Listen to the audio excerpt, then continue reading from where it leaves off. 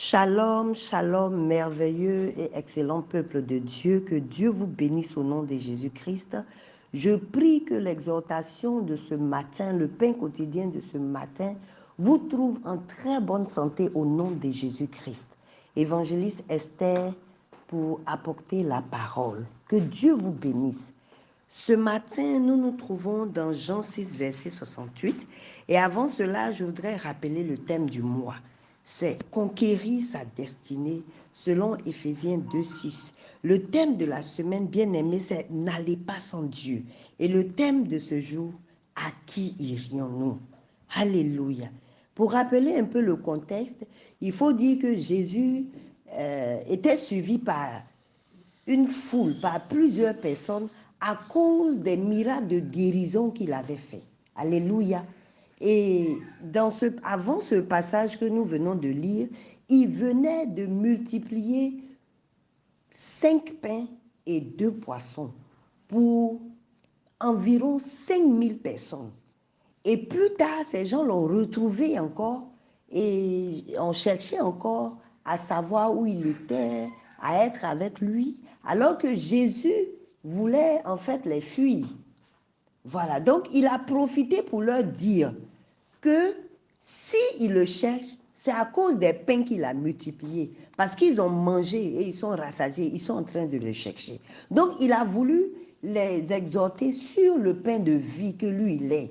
Il a dit, je suis le pain de vie. Celui qui me mange, celui qui mange ma chair et celui qui boit mon sang n'aura plus jamais faim et n'aura plus jamais soif. Et il leur a conseillé de chercher plutôt le pain de vie que le pain, je dirais même terrestre, physique, qui périt et qui ne donne pas la vie éternelle. Alléluia. Bien-aimé, Dieu, pour Jésus, le plus grand miracle, ce n'était pas la multiplication des pains ou bien peut-être même la guérison des malades, mais c'était le pain de vie. C'est le plus grand miracle de notre vie.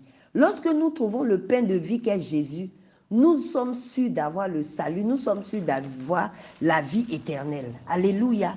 Nous sommes sûrs de ne plus avoir faim ni soif dans ce monde. Alléluia.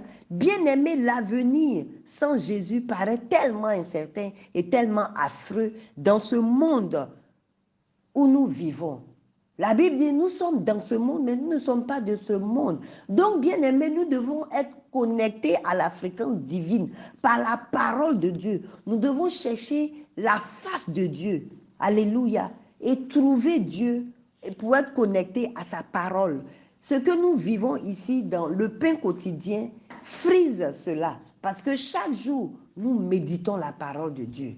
Nous cherchons la voix de Dieu. Nous cherchons la vie éternelle. Bien-aimé, si tu trouves Jésus, tu as trouvé le salut. Si tu trouves Jésus, tu as trouvé la vie éternelle. Parce que lui-même, il dit, je suis la vie, je suis la vérité, je suis le chemin. Bien-aimé, à qui d'autre irions-nous?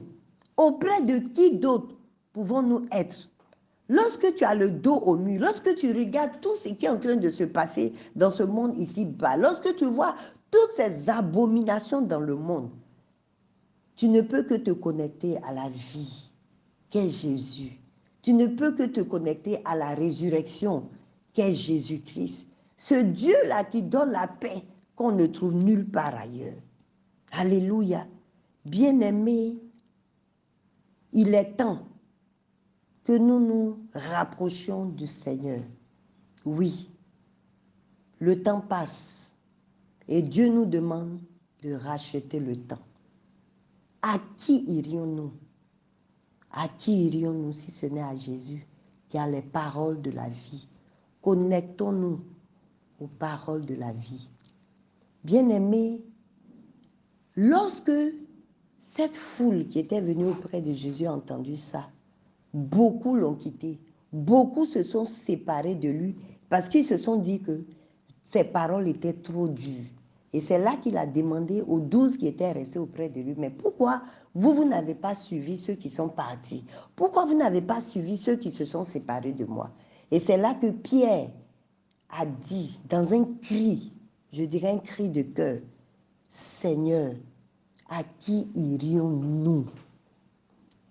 Seigneur, à qui irions-nous?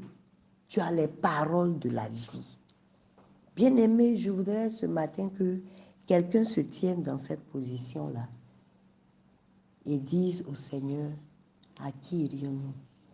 Toi qui es la vie, toi qui es le chemin, à quel autre chemin pouvons-nous avoir recours? Bien-aimé, tout ce que tu cherches dans la vie, tu peux le trouver en cherchant le royaume et la justice de Dieu. C'est pour cela que ce matin, je veux t'amener à te connecter plus à la parole de Dieu en cette année 2024. Alléluia. L'avenir sans Jésus paraît affreux. Et je dirais est affreux. C'est un cri de cœur que Pierre a lancé au Seigneur pour dire, Seigneur, ne m'abandonne pas. Bien-aimé, quand tu es abandonné par tes propres parents, par tes propres enfants, par tes propres frères et sœurs de sang, oh, rappelle-toi que Jésus est là pour toi, qu'il a les bras ouverts pour toi. Oh, alléluia. Le sang de Jésus est le meilleur sang. Le sang de Jésus nous connecte à Dieu. Bien-aimé, quand tu acceptes Jésus, tu es né de nouveau et tu deviens enfant de Dieu. À tous ceux qui l'ont reçu, il leur a donné le pouvoir de devenir enfant de Dieu. Que Dieu te bénisse ce matin, que le Seigneur te fortifie, que le Seigneur t'accueille là où tu as été abandonné. Oh, alléluia. Bien-aimé, le plus grand miracle que Dieu nous a donné, c'est Jésus-Christ. À qui irions-nous? Il a les paroles de la vie éternelle. Si aujourd'hui notre Seigneur revenait, trouvera-t-il la foi parmi nous? Bien-aimé, il faut qu'il trouve la foi.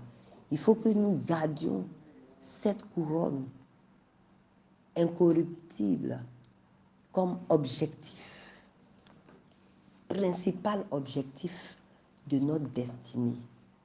Bien-aimés, continuons à conquérir, continuons, bien-aimés, à combattre le vrai combat. Continuons à nous connecter au vrai pain qu'est Jésus-Christ de Nazareth. Que Dieu vous bénisse. Shalom et à très bientôt.